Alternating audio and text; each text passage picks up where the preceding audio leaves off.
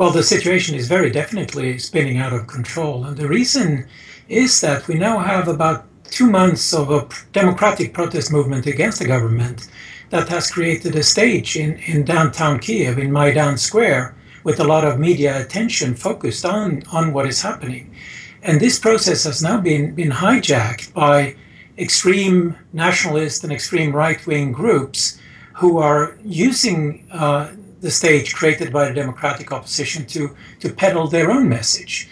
And what is happening on Maidan Square in Kiev now is not only that we see images of police brutality and of street battles between demonstrators and riot police, but we can also see demonstrators holding up banners calling for a democratic choice and closer relations with Europe. And a few feet away, you will have demonstrators with blue and yellow Ukrainian flags peddling a very different nationalistic, chauvinistic, anti-communist, even sort of pro-fascist, pro-Nazi message that is deeply disturbing. And the democratic opposition now finds itself sort of caught between a rock and a hard place. They have to do a two-front battle. On the one hand, they try to struggle against the government that is imposing tighter and tighter laws on them. And on the other, they have to try to fight back against the extreme right wing that is taking over what has been their process. So I really do feel sorry for these people, and I worry for what is going to happen.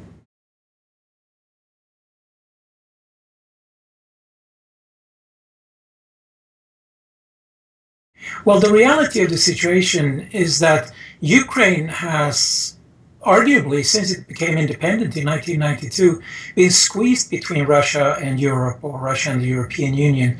And it hasn't really developed an identity of its own that the population can unite around.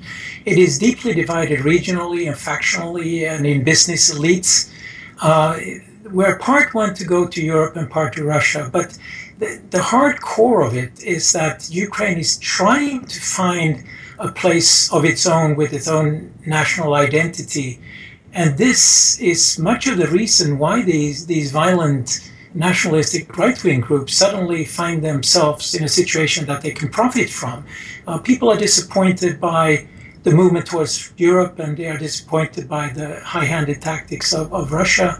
And if the government, if President Yanukovych succumbs and agrees to snap elections, a week or two ago, that probably would have been a big victory for the democratic opposition. Today, I fear that snap elections would be a really major triumph for the nationalistic and even right-wing elements who presently have a lot of media attention and probably a lot of support from the younger generation. And it is rumored that the spearhead of these right-wing groups that are struggling with fighting with the police is simply football hooligans who love to come to the square just to fight.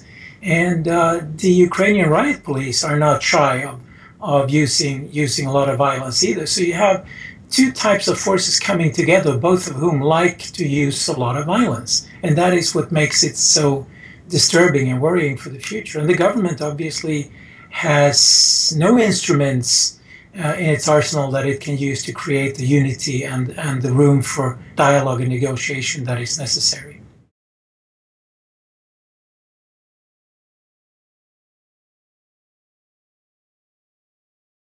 Yes, I would definitely say so.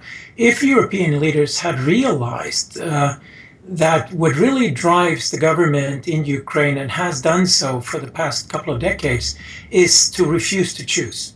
They have been constantly playing Europe against Russia and Russia against Europe in order to get maximum benefit. This has not been good for Ukraine, but that has been their strategy and still is.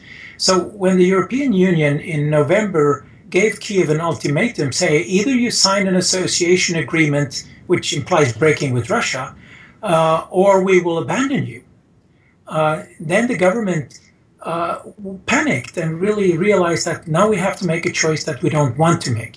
And it also triggered Russian counter-reaction. And obviously the Russians were much better at playing this game. So Russia pulled Ukraine back from signing the agreement. So the background to the crisis has been triggered by a failed policy from the European Union. And it has been seriously aggravated by European leaders appearing on Maidan Square in Kiev, giving empty speeches about freedom and democracy that serves no other purpose today than adding fuel to the fire. And I do agree with Russian Foreign Minister Sergei Lavrov when he cautions the Europeans that, look, the best thing you can do now is to stay out of the fray. Don't add fuel to the fire, sort of stay on the sidelines. This is now very much an internal problem in Kiev and in Ukraine. How it will pan out is very unclear at the moment. It may get very ugly, but it's definitely not a situation where we want to get involved from the outside, especially not if we simply give speeches that reflect our lack of understanding of what is going on.